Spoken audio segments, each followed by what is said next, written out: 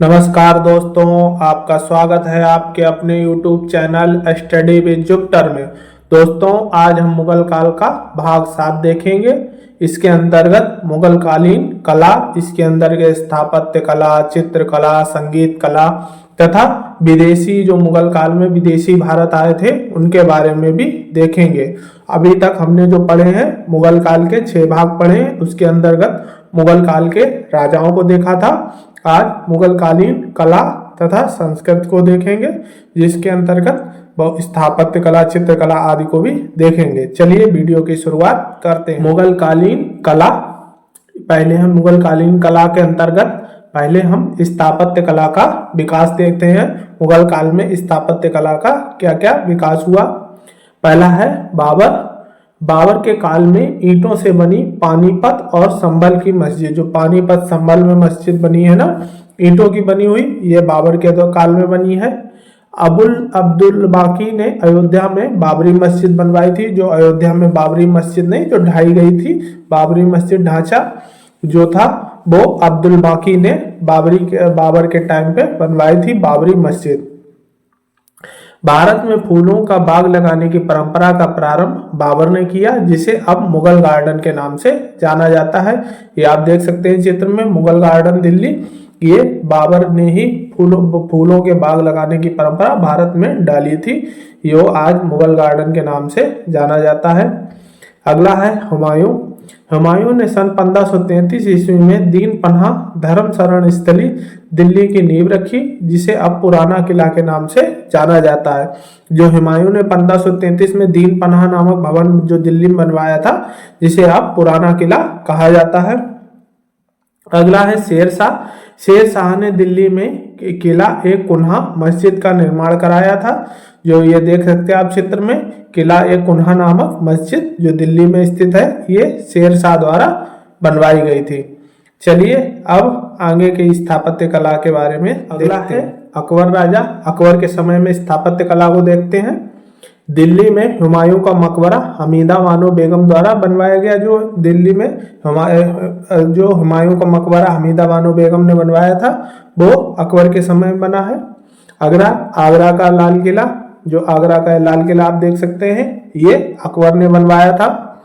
अगला पंचमहल, फिर वीर महल, बीरबल का महल, जोधाबाई महल, बुलंद दरवाजा, आप ये देख सकते हैं चित्र में, बुलंद दरवाजा, जहांगीरी महल, लाहौर का किला और इलाहाबाद का किला। ये सब अकबर वाले वीडियो में भी हमने देख लिया था, फिर भी स्थापत्य कला के विकास में एक बार इनको भी देखते हैं। ये अकबर के समय में किए गए निर्माण कार्य हैं। अगला है जहांगीर।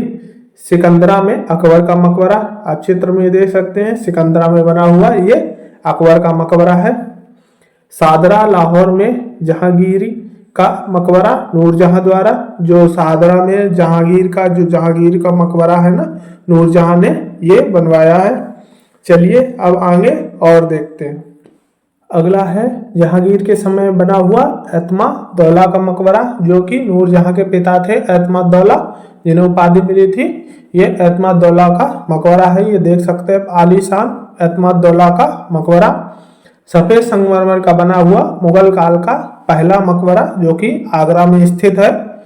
इसमें पेत्रा की सजावट की गई है। यह पेत्रा की सजावट है। इसमें पेत्रा होता क्या है, संगमरमर पर की गई हीरे जवाहरात की सजावट। जो संगमरमर पर हीरे जवाहरात वगैरह की सजावट की जाती है, उसे पेत्रा कहते हैं। ये एतमादौला का मकबरा है। ये पहला जो मकबरा था जो सफेद संगमरमर से बना था, और इस पे पेत्रा की सजावट थी। अब अगले राजा को देखते हैं, शाहजहां। मुगल वास्तुकला का स्वर्ण काल इसे कहा जाता है। जो शाहजहां का काल है, इसे मुगल वास्तुकला का स्वर्ण काल कहा जाता है। इसे संगमरमर काल के भी नाम से जाना जाता है। इस काल में प्रयोग संगमरमर मकराना की खान से लाया जाता था। आगरा की मोती मस्जिद, आगरा किले में मुसमन बुर्ज, जिसमें शाहजहां बाद में कैद किए जाएंगे, ये मुसमन बुर्ज शाहजहां ने खुद ही बनवाया था। और आगरा के किले में मोती मस्जिद का निर्माण शाहजहां ने ही कराया। दिल्ली का लाल किला शाहजहानाबाद में सम्राट के निजी प्रयोग के लिए पहली बार बड़े नगर की योजना, जो इतना बड़ा नगर बनाया गया जो दिल्ली में शाहजहानाबाद यमुना नदी के किनारे, तो पहली बार इतने बड़े नगर की योजना निजी प्रयोग के लिए बनाई गई। इसका जो पश्चिमी द्वार था उसे लाहौरी दरवाजा और दक्षिणी द्वार दिल्ली दरवाजा के नाम से जाने जाते हैं। और शाहजहां के जो काल में और जो निर्माण कार्य हुए अब उनको और देखते हैं। शाहजहां के समय में दीवाने आम बना था, जो जिसमें बादशाह का मयूर सिंहासन रखा जाता था। अगला मयूर सिंहासन तख्त ताऊस के नाम से इसे निर्माण किया गया। इसमें कोहिनूर हीरा लगा था। इसके शिल्पकार बेबादल खान थे। चित्र में आप देख सकते हैं यह है मयूर सिंहासन, ऊपर ये कोहिनूर हीरा लगा है। ये कोहिनूर हीरा की कहानी हम कब से पढ़ रहे हैं? जब से वारंगल का युद्ध हमने पढ़ा था, जब हम एशियन हिस्ट्री पढ़ रहे थे उसमें वारंगल का युद्ध, वहां से ये कोहिनूर हीरा चलकर अब यहाँ तक आ गया है। ये आप देख सकते हैं हीरे जवाहरात से जड़ा हुआ मयूर सिंहासन। अगला है रंग महल, न्याय की तराजू इसमें लगी है। इसकी दीवारों पर अमीर खुसरो की पंक्तियां खुदी हैं। क्या पंक्तियां हैं? यदि कहीं पर स्वर्ग है तो यही है, यही है, यही है, हमी हस्तो, हमी हस्तो, हमी हस्तो, इस टाइप से जो लाइनें लिखी हैं वो रंग महल की दीवारों पर जो अमीर खुसरो की हैं वो लिखी हैं। ताजमहल इसी के समय बना है, बेगम अर्जुमंद बानो बेगम की याद में बना है। शिल्पकार गैरिनिमो। कश्मीर में निशांत शालीमार बाग का निर्माण ये भी किसके समय में हुआ? शाहजहां के समय में हुआ। अगला है औरंगजेब। वित्तीय संकट एवं बादशाह की उदासीनता के कारण कम विकास हुआ, क्योंकि हमने देखा था औरंगजेब युद्ध ज्यादा कर रहा था और जो शाहजहां के समय में भी बहुत सारा पैसा खर्च हो चुका था भवन निर्माण में, इसलिए औरंगजेब को वित्तीय संकट से गुजरना पड़ा। और ये बहुत क्रूर शासक था, उदासीन था। इसने तोड़ फोड़ के अलावा ज्यादा कुछ बनवाने का कार्य नहीं किया। मंदिर ज्यादा इसने तोड़वाए। अब इसने बनवाया है राबिया उद दौरानी का मकबरा, जिसे बीवी का मकबरा कहते हैं। औरंगजेब ने इस मकबरे में ताजमहल की नकल करने का प्रयास किया। आप ये देख सकते हैं बीवी का मकबरा, ये ताजमहल की नकल करने का इसमें प्रयास किया गया। अगला है मोती मस्जिद। दिल्ली के लाल किला में मोती मस्जिद का निर्माण, जो दिल्ली का लाल किला है उसमें मोती मस्जिद का निर्माण औरंगजेब करवाता है, और जो आगरा के लाल किला में मोती मस्जिद का निर्माण वो शाहजहां के द्वारा कराया जाता है। अब चलते हैं अगली स्थापत्य कला के बाद, अब देखते हैं चित्रकला के विकास के बारे में। चित्रकला का विकास मुगल काल में देखते हैं। बाबर अपने 4 वर्षीय काल में युद्धों से घिरा होने के कारण इसकी नींव नहीं रख पाया, क्योंकि बाबर ने 4 साल ही भारत पर हुकूमत की और चारों साल एक न एक युद्ध लड़ता रहा, इसलिए उसने चित्रकला पर कोई दिलचस्पी नहीं दिखा पाई। अगला है हुमायूं। हुमायूं ने मुगल काल की चित्रकला की नींव रखी। मीर सैयद अली और ख्वाजा अब्दुल समद के द्वारा मुगल चित्रकला की नींव रखी गई। ये आप देख सकते हैं चित्रकला इस टाइप से बनती थी मुगल काल में। मीर सैयद अली पूर्व का रफेल कहे जाने वाले बेजहत के शिष्य था। जो मीर सैयद अली है वो पूर्व का रफेल कहे जाने वाले बेजहत का शिष्य था। अगला है अकबर। अकबर ने एक चित्रशाला की स्थापना की, जिसका अध्यक्ष ख्वाजा अब्दुल समद को बनाया, जो अब्दुल समद ऊपर देखे थे, और 400 जात का मनसब भी दिया। ख्वाजा अब्दुल समद को सीरी कलम की उपाधि भी प्रदान की गई। दास्तान ए हमीर हमजा की चित्रकारी सर्वप्रथम इस चित्रशाला में की गई। ये चित्र लिनन के कपड़ा पर बनाया गया है। ये आप देख सकते हैं चित्र, ये कपड़े पर, लिनन के कपड़े पर बनाए जाते थे। चलिए, अकबर के दरबार में 17 चित्रकार थे, इनमें 13 हिंदू थे। अबुल फजल के अनुसार, जो अबुल फजल की रचना है उसमें अकबर के दरबार में 17 चित्रकारों का वर्णन किया गया है, जिसमें 13 हिंदू थे। दसवंत अकबर के प्रसिद्ध चित्रकार थे। बसावन चित्रकला की सभी शाखाओं में पारंगत थे। अकबर का कथन था कि चित्रकला ईश्वर को पहचानने का एक विचित्र साधन है। ये अकबर का कथन है। अगला है जहांगीर। मुगल चित्रकला का स्वर्ण काल इसे कहा जाता है। इस काल में छवि चित्रकारी की प्रमुखता मिली। जो इस काल में छवि चित्रकारी की प्रमुखता मिलती है, ये आप देख सकते हैं जहांगीर के समय के चित्रकला। प्रमुख कलाकार इसमें थे विंसन दास। इसे जहांगीर ने फारस के शाह का चित्र बनाने के लिए भेजा था। मंसूर प्राकृतिक चित्रों का निर्माण, पशु पक्षियों का चित्रकार ये मंसूर थे। ये प्राकृतिक चित्रों का निर्माण करते थे और पशु पक्षियों के विशेष चित्रकार थे। अबुल हसन, इसने जहांगीर नामा के मुख्य पृष्ठ की चित्रांकन किया है। जहांगीर ने अपने पास चित्रों का एल्बम भी रखते थे। ये अबुल हसन द्वारा निर्मित चित्र आप देख सकते हैं।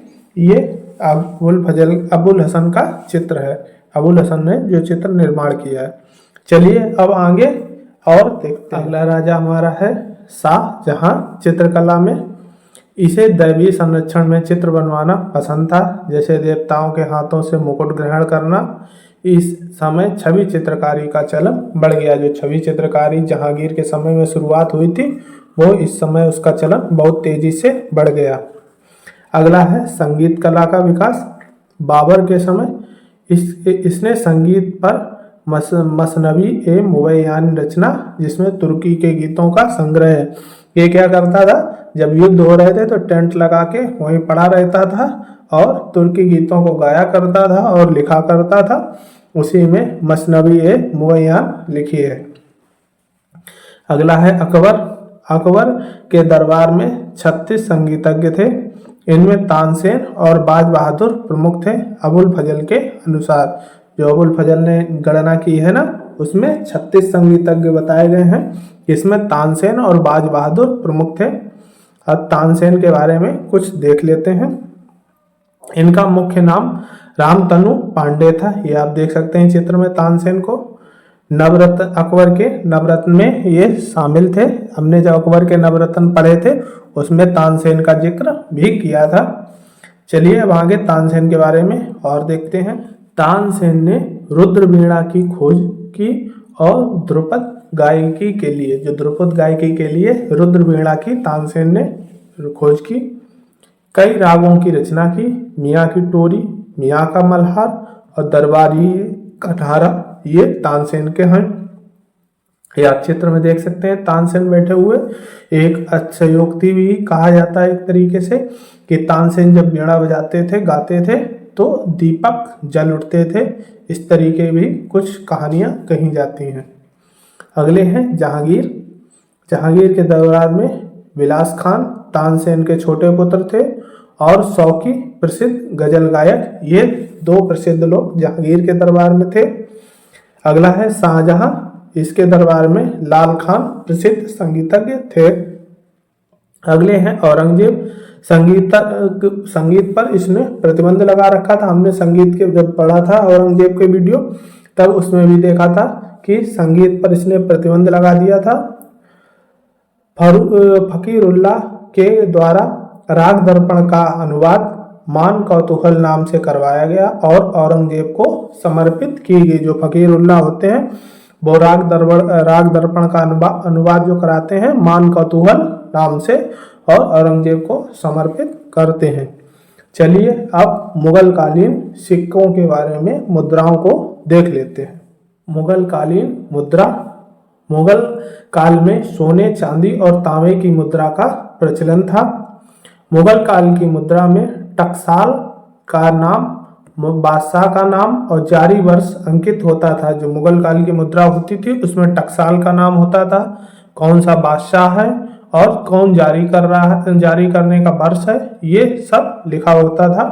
यह मुद्रा गोल और चौकोर होती थी। आप देख सकते हैं चित्र में गोल और चौकोर, ये 2 प्रकार की मुद्राएं होती थी। शेरशाह सूरी ने चांदी का रुपया नामक मुद्रा का प्रचलन किया। जो आज भी हम रुपया कहते हैं ना, भारत का मुद्रा रुपया, वो शेरशाह के समय से ही जारी किया गया था, चांदी का रुपया। शेरशाह सूरी ने दाम नामक तांबे की मुद्रा भी जारी की। अकबर ने इलाही नामक सोने के सिक्के का प्रचलन किया। ये देख सकते हैं आप, सोने के सिक्के अकबर के समय के हैं। अकबर ने जलाली नामक चांदी की मुद्रा का भी प्रचलन करवाया। अकबर की कुछ मुद्राओं में राम सीता का चित्र अंकित है और देवनागरिक लिपि में राम सिया लिखा गया है। ये आप देख सकते हैं अकबर के समय में राम सीता के चित्र द्वारा ये जो सिक्का जारी किया गया राम सीता का चित्र है। इसमें जो इलाही और रुपया में अनुपात था वो 1:10 का था। जलाली और रुपया में अनुपात था 2:1 का। रुपया और दाम में अनुपात था 1:40 का। ये मुगल कालीन मुद्राओं की कुछ विशेषताएं थी जो प्रचलन में थी, उनको हमने देख लिया।